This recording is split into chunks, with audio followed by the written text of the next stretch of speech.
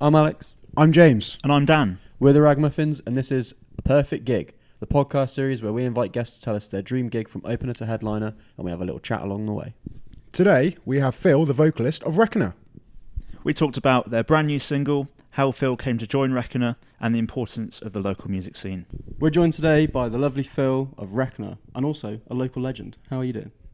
I'm doing great, thank you. Thanks for having me. Thank you for coming. Appreciate it. We start this the same way every time. What was the first gig you ever went to? First gig. So it was probably some kind of folk gig that my parents took me to, like some fete somewhere. Yeah, just around locally. I probably went to a few of those, but I'd say like the first one that when I was kind of getting to music, my parents were like, "Oh, we should probably, get him to a gig somewhere." I think it was... Getting to experience some culture. Yeah, some real stuff, something with a bit of volume. So I went to go see Avenged Sevenfold, 2013. That's a strong first one there. Yeah, I was 13. It was in Birmingham in an arena. So that was like my first proper gig where I was like, oh, this is like my people. This is really cool. That was kind of the era of them, almost, I guess you could say, at their peak as well. Like you had the Back of Nightmare, and then we're looking at Hail to the King coming out. So like you hit a beautiful sweet spot there in terms of seeing them live. Yeah, it was cool. Like they had a really like cool stage show, and so they had like the hard rock stuff as well as like the old school like metalcore stuff, and it was a blast. And it was Avatar, who I adore still, and Five Finger Death Punch on the bill. You know what? Like, even if it's not quite my cup of tea, like the show was good, and I just remember at one point they had Rob Halford come on because it was in Birmingham. Because he does the song with Death Punch. Yeah. Lift Me Up. Yeah, I didn't know the song, but so that just kind of got cranked out, and I was like, whoa, being 13, I hadn't seen anyone yet, so I was like, oh, it's fucking Rob Halford, like that was pretty cool. Were you seated or were you like down in the mixer? Oh, seated, man. I had no... Like, we probably bought the tickets really late because we were kind of looking at, what could we go see? And it was probably like the next month or whatever. But I always remember it because there's a morbid fact about it, which is that I just remember going home and it was the day that Nelson Mandela died. So... obviously it gets brought up like the Mandela effect. Where, it was like the day it got invented, and so everyone's like, man, like, I thought he died ages ago, and I was like, nah, like that was my first gig. Like, I remember this, so yeah, it was very strange. And you've never fallen for a Mandela effect ever since? Not a Mandela, no, not a Mandela, but probably something else. Yeah, I didn't know he died. What?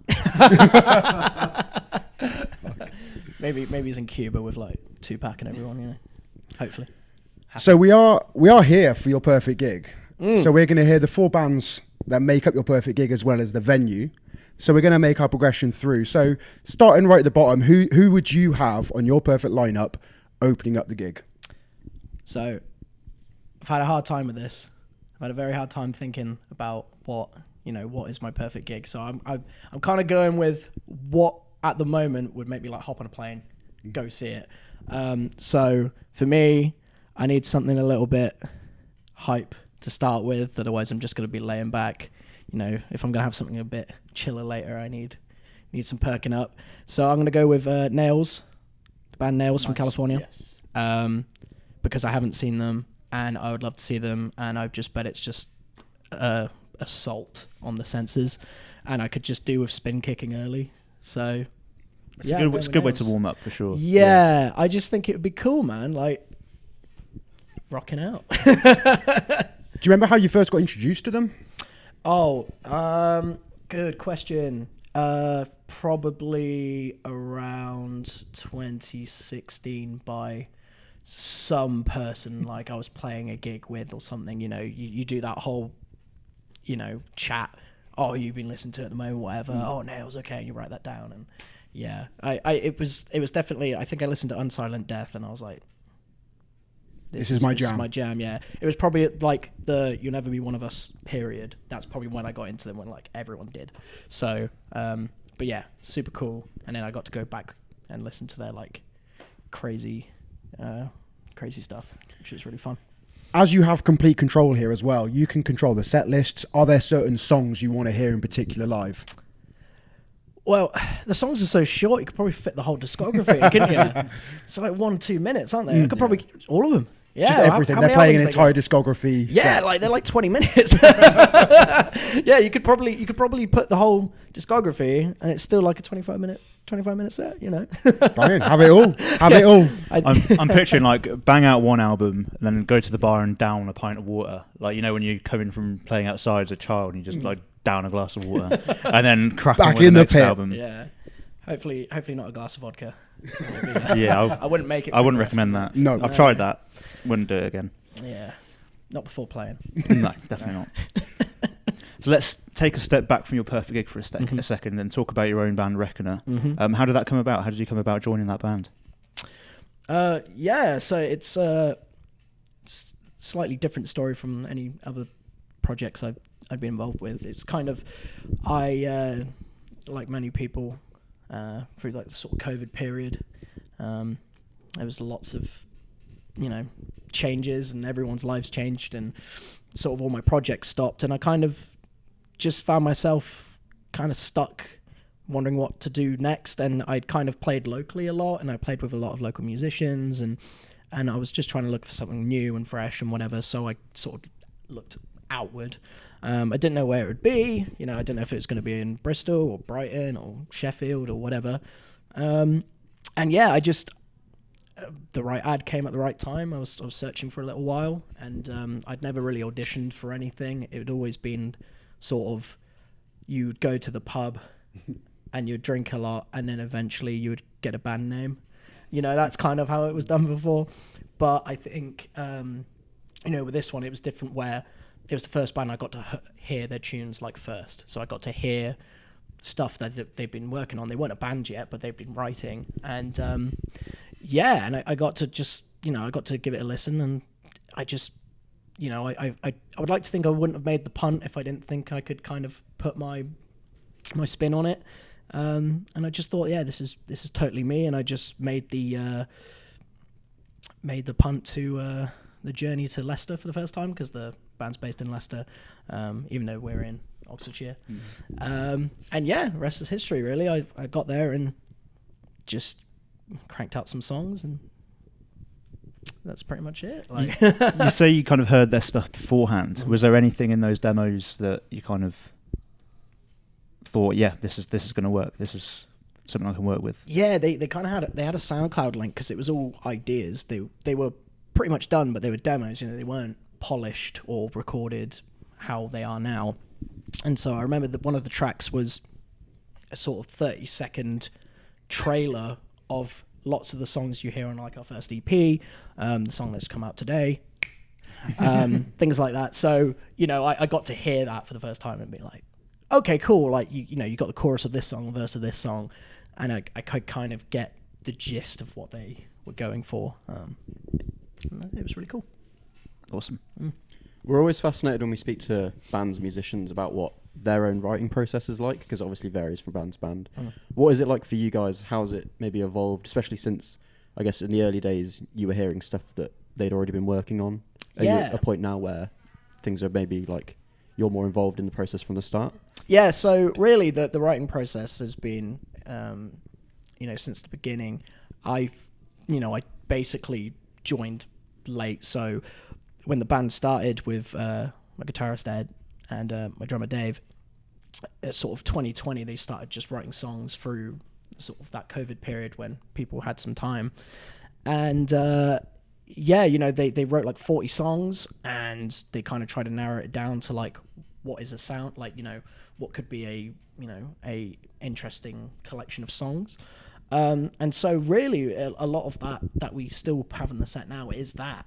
So when I came in, it was sort of, a lot of it was written, which is great because I really like what they wrote. So I wasn't necessarily there to like, well, this is all shit. Can I swear? Of course. This sucks. This is fucking ass. No. So I don't want to necessarily change it. It's just sort of just put my spin on it. So I just, change some things up and give my opinion. And I get to kind of give them a outsider look, I guess, where it's, I like to hold them to the standard of the things that they wrote that I liked, So if there's anything that I think isn't as up to scratch, then I will let them know. And so we kind of work through it like that, where those guys work on like a main sort of portion of a song. I because they'll also live close together, then I'll come up at some point and hash some stuff out with them and record, and then you got a song. Yeah. Bang in. So at this point, we're going to bring it back to your perfect gig. We've had Nails Open. Yes. Who is following that set? So I'm trying to stay in the alternative realm somehow. So, as much as I would love some bossa nova or something, I'm really trying to like make it make sense. So the next one up, I'm going to have Loathe. Yes. Love it. Yeah. Just hearing a distant yes. Yeah. No complaints here. Yeah. Vibes. I feel like after that Assault, I need some vibes. Still keeping it relatively heavy, but some nice vibes. Seen them live before? I have. I saw them at the Bullingdon in 2018, I think. That's nuts. I can't imagine them in there. Yeah, I listened to what they had, like the Cold Sun out. So they didn't have, the big album out yet.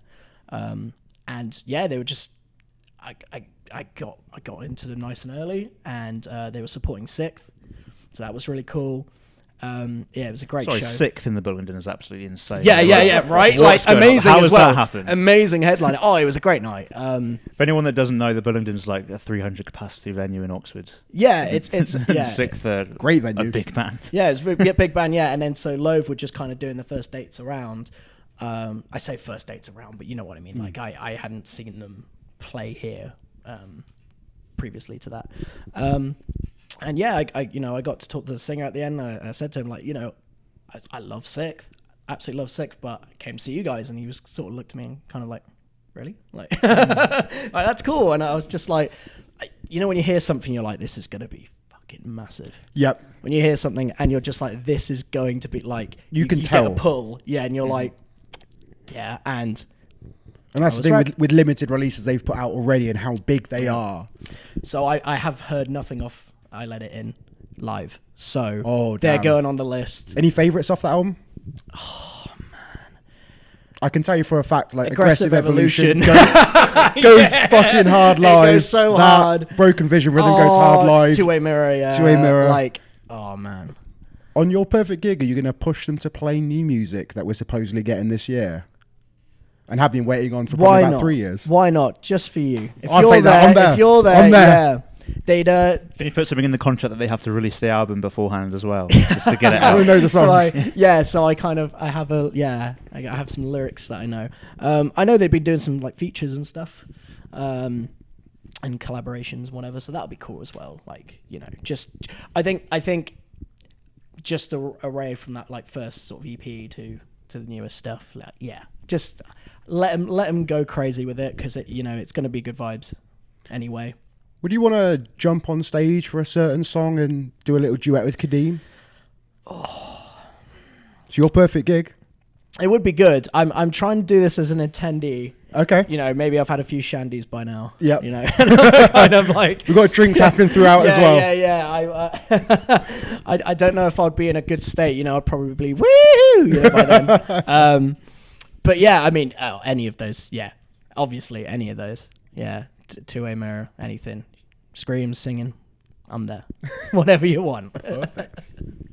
Sure. So you mentioned earlier on having loads of projects sort of locally and within the local scene. How important is it to sort of learn and hone your craft in those sort of local projects and sort of in the Oxfordshire music scene? That's so important. So important, because otherwise I kind of wouldn't have been ready to do this band. Like all the guys in the band are pretty seasoned musicians.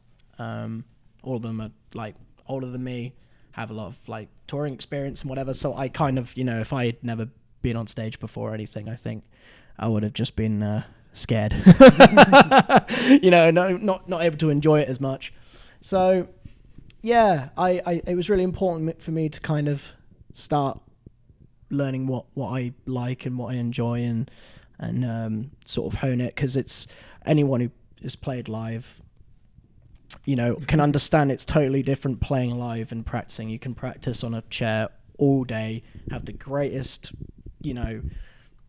playing ability or greatest vocal tone in the world, and as soon as you go on stage, man, like it's a whole different kettle of fish. So yeah, I think I definitely needed all of, regardless of how long I was in bands, or how much we played or didn't play. I think it's important to kind of root yourself and earn your stripes. Do you have any particular memories from cutting your teeth that kind of stick out for good or bad reasons? Oh man, there's so many.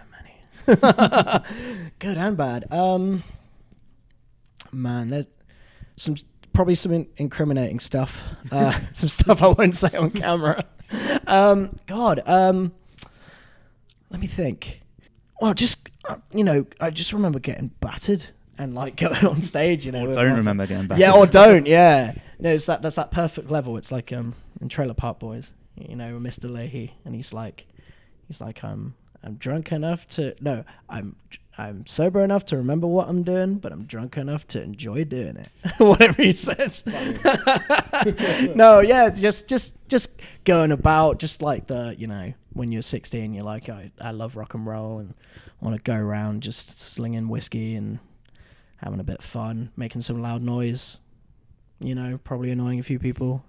That's what it's about. It's what it's about. I've always enjoyed just, having a bit of fun. So now it sort of comes full circle. At the time of recording, you got hometown headliner this weekend. How are you feeling about it?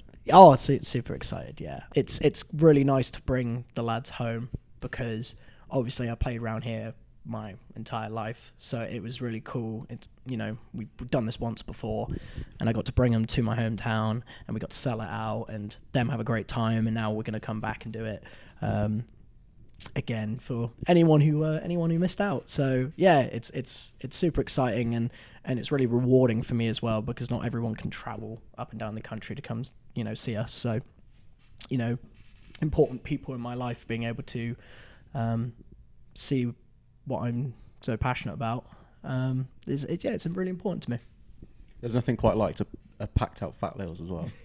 You would know. Special place. You would know. Yeah. Oh yeah. It's the fact that it's that authenticity of it. The sticky floors. You really some rough housing. You don't want to place selling out just a packed, sweaty local gig. There's just nothing like it. Small stage, just everyone falling over each other. There's just something so special about it.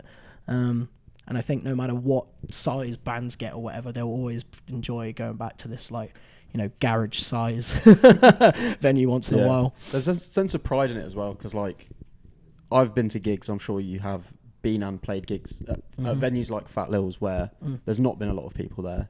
And to know that this weekend it's going to be just wall to wall packed, must feel incredible for you, because watching you as a hometown boy is makes us proud to see you guys doing that. Thanks, Dad. No, I really appreciate that. Thank you. It makes me immensely proud. Yeah, we've done the gigs where there wasn't too many people, and cutting our teeth that way. And yeah, it's really nice to see people turn out, because as much as I can say, oh yeah, I put this on, I'm really proud of it, it's everyone actually turning out and supporting the scene that gets me really excited, because I'm sure that it's been a discussion with you guys about decline in the scene in places. So it's all about the people turning up. That's what makes it cool, and we're just glad to be able to entertain whoever. And that's the thing, because we have discussed that before. I think in particular, local area, Oxford, I think there has been a decline. However, I'm feeling quite hopeful. I feel like we're getting more around Oxfordshire. Some of the gigs that are happening at O2 Academy in Bullingdon now, it feels like a resurgence is happening right now. Yeah, it just needs that. It's the springboard venues, really. Having no springboard venues left in Oxford is just devastating. The closest is the Jericho Tavern, which isn't quite central, but you used to have loads. You used to have Cellar, the Wheat Sheaf. That's where we all grew up playing, and it gives you a point to where you can, it gives you somewhere where you can grow as a musician. And it's important to have these places, because that's what cultivates scenes, is having places people can go and enjoy music. And I'm hopeful that it's gonna get better. It's a good good outlook to try and Positivity with it. Yes, I think that's the best way to go about it. Yeah, for sure. Awesome. Let's take it back to your perfect gig. Who is your sub-headliner, the third band? Sub-headliner. They should probably be headlining, but this is a really good circle round to what we just discussed. Not on purpose. I'm going to go with Local Boys Radiohead. Very nice. Again, used to play the Jericho Tavern, all that stuff, Springboard venues, etc., like I just said. It's almost like we planned that. Yeah, literally. I was like, you guys are good. so good at You it. guys are good, yeah. Just vibes. After Loathe, I want more vibes. And, Radiohead. And I've never seen Radiohead, and I'd love to see Radiohead. And, Local Boys, yeah. Have a favourite Radiohead album? It changes like everyone's does. I'm a big In Rainbows fan. The whole thing would be lovely. I think you're going to get the best Radiohead show, though, them playing what they want to play. You know, I think that's going to, if they don't want to play anything of Pablo Honey. But also, like, Tom York seems like the kind of guy that would just go, no, I'm going to play all the ones that you hate. Yeah, but then I'd still like those ones. Yeah, you know? yeah. I don't, if it's Hell to the Thief or any of them. But if they don't want to play anything off Pablo Honey or the Bends, that's fine. But OK Computer, Kid A, In Rainbows, anything off those, great, good for me. If I got to choose, In Rainbows has like a really. I think the interesting things with albums is you can kind of rank them. I feel like some people rank them by, how many bangers it has in the album or the production or whatever. But I think what really defines an album for me is kind of like your emotional connection to it, like where you were when you heard it. What have you heard? What were you listening to while you were experiencing something? In Rainbows was one of those for me where, I traveled with that album and. So it's just kind of stuck with it. It's almost like you didn't choose it. I like people. It chose you. Yeah, it chose. Yeah, really. It's the one chooses the wizard. That whole thing. It's. It's I think those are the best like favorite albums where you're not forcing yourself to be like, well, this is technically the best one, but this one's my favorite. I think just having a connection with the music, even if it's their worst album, other people say, is really important. Yeah. I mean, while we're talking about albums and we're here at a record shop truck that we all grew up coming to and buying records from. So what was the first record that you ever bought? First record, you have like a CD. It would have been Sabbath Bloody Sabbath by Black Sabbath. That would have been my first one, and it was bought in this building when it was Rapture. This is great. Any particular reasons for that purchase in particular?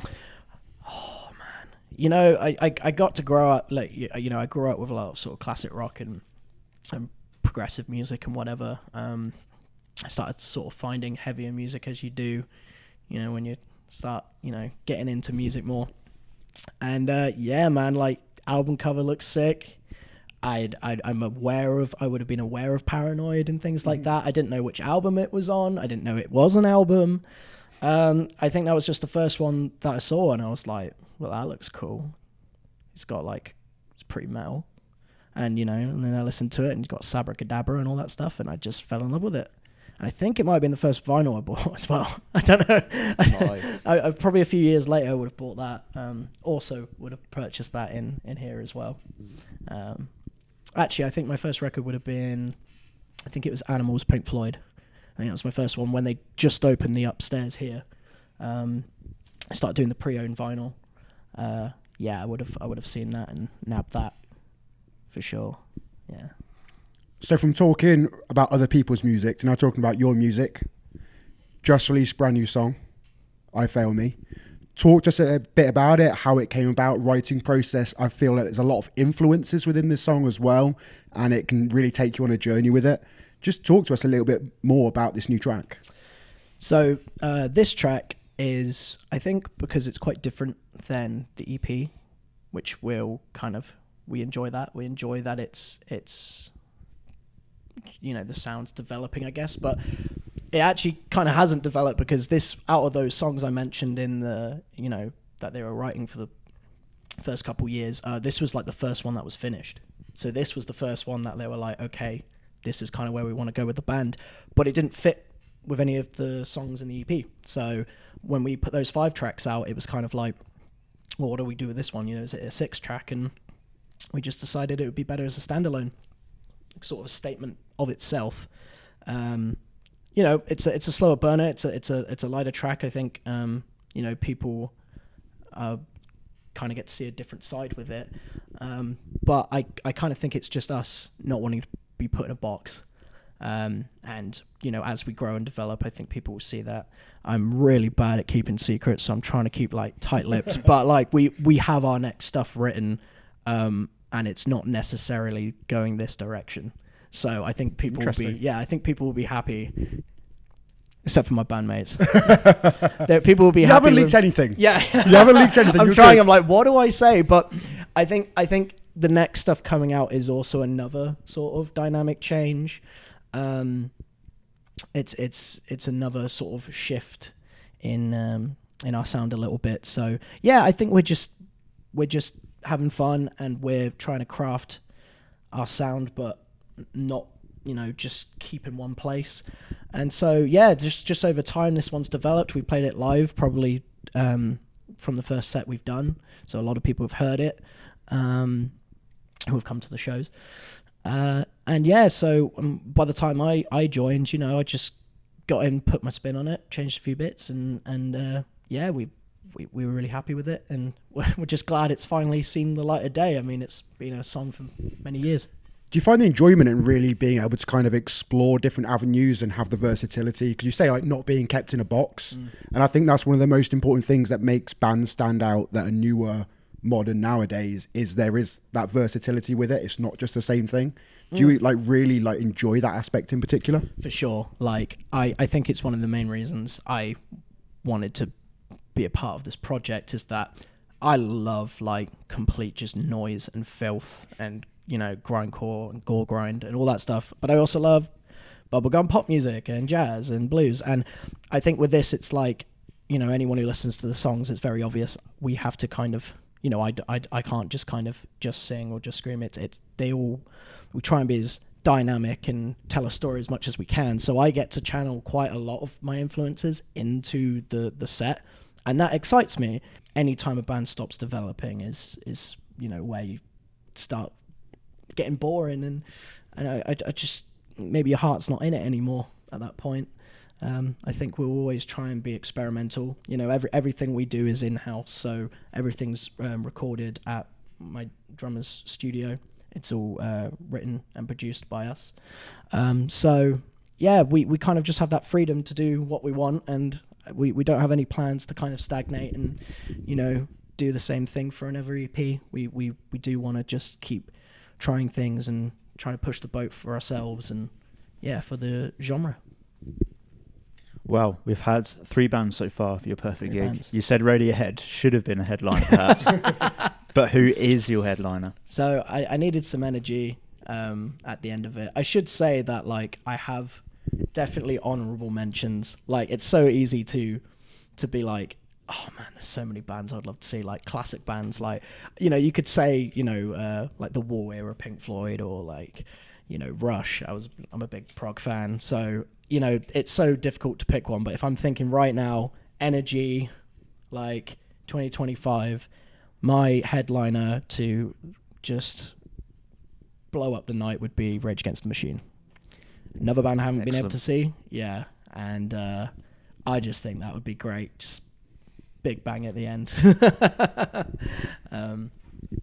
Yeah, Rage. I'm seeing a lot of nods. Yeah. I think that would be a cool. I think one of their albums cool behind us. Yeah, there we go. Nice. Oh yeah, there we go. Yeah. Yeah, love Rage. Love Available at truckmusic.store. Get it. Cheeky Get it plug. while it's hot. Cheeky plug. Yeah. I love all the albums. Never, like I said, never got to see them, and I think just the way the world is at the moment could do with a bit of Rage. I just think they're very appropriate. Yeah, which is a sad state of affairs. It's all still so relevant. It is, but yeah, I think, yeah, there's still a wonderful kind of unifying thing that you can get with their music as well. And I think like to tie that in at the end of an evening, like any bit, I mean, you got the big ones in particular, you got your Balls on Parade, you got your Killing in the Name, like any deep cuts or anything in particular, or any songs that you really want to hear that maybe they don't usually play live? Oh, man. I mean, that whole first album can just get on it. Just start the set with album one. Yeah. Like, you know, I want that whole self-titled Freedom, Bomb Track, everything. That would be awesome. Battle Los Angeles, I'm sure there's lots of songs that don't play off that. Like, they've got singles from it. So you got like Sleep Now in the Fire. Love those songs. Obviously another banger. But yeah, some deep cuts would be cool too. But yeah, as long as it's the whole first self-titled, I'm happy. You know, probably one of the best albums ever, right? Like, let's be real. Great songs, great riffs, grooves. Perfect. And maybe a live feature with Tom York. Or Zach with Radiohead. Or yeah, I mean, I'm trying to go with also a live. Obviously, you know, if we could have Chris Cornell on there, that would be fantastic. Do a bit of Audio Slave as well. But I'm trying to keep to the parameters of 2025. Yeah, but that would have been cool for sure. Perfect. I mean, we touched on it earlier, and I don't want to get you in trouble, but what can you tell us about plans for the rest of the year? What does it look like for you guys? Okay, I will tell you. And then if I am gagged, then that's fine. Then this will just go black. We can redact. This will just go black. Yeah. We can redact and beep out if need be. Yeah. So we've we had a couple singles that didn't make it on the EP. So next for us, you know, the next step is kind of releasing these singles that we have, and we are basically pretty much finished there with EP2. So you can expect that this year. You know, we just want to keep releasing, get this stuff out there. You'll hear it on Saturday. You'll hear it at gigs that we do, especially our headliner, because, you know, half the set pretty much isn't released yet because there's only 6 songs out. So, you know, there's lots of that. We're playing something off the new EP for the first time for this headliner. You look worried about that. Yeah. They're gonna love that. Yeah, it's way more. It's a bit more mental.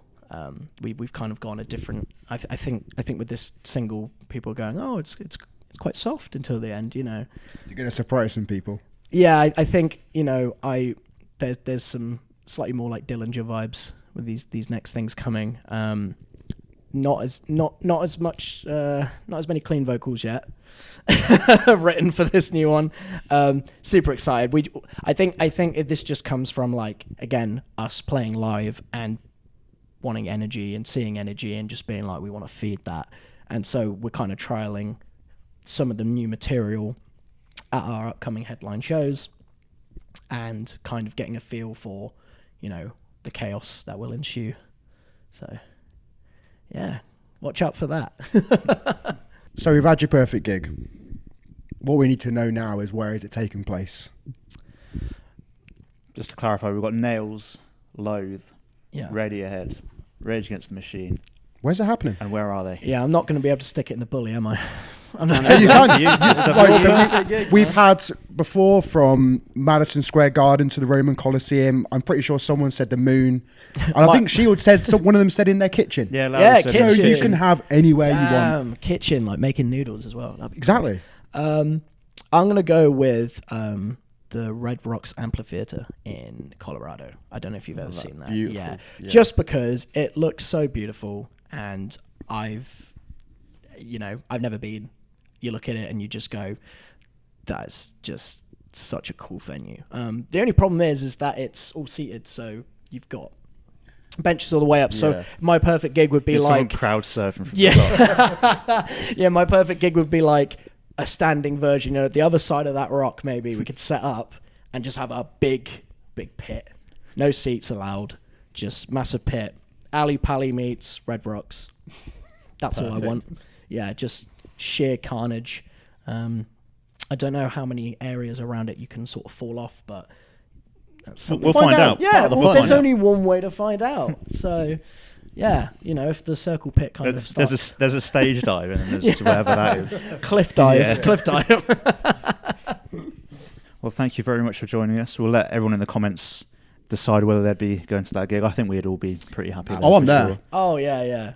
I'm, even if it was just me, I'd be very, very pleased. Where can people find yourself and Reckoner online? Yeah, so handles on all social medias, Reckoner Cult. We're on all the digital platforms. And, you just any way you think you could find us, you can probably find us. Thank you very much for joining us. Thank you so much. Thank you for having me. Thank you, Phil. Little baby claps. Well, it's a good job we call this a perfect gig, because once again, our guest has delivered a perfect gig. That was bloody great. I don't feel like we haven't had a bad gig yet on Perfect Gig series so far, so you can go and check out more.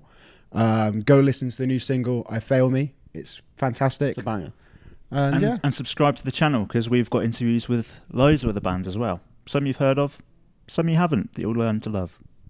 subscribe. And t-shirts available. That would be nice with like the word subscribe appearing. Glittery or something. T-shirts available, ragamuffin666.uk. Join the Ragamuffin Club, link in description, all that kind of stuff. And we'll see you soon.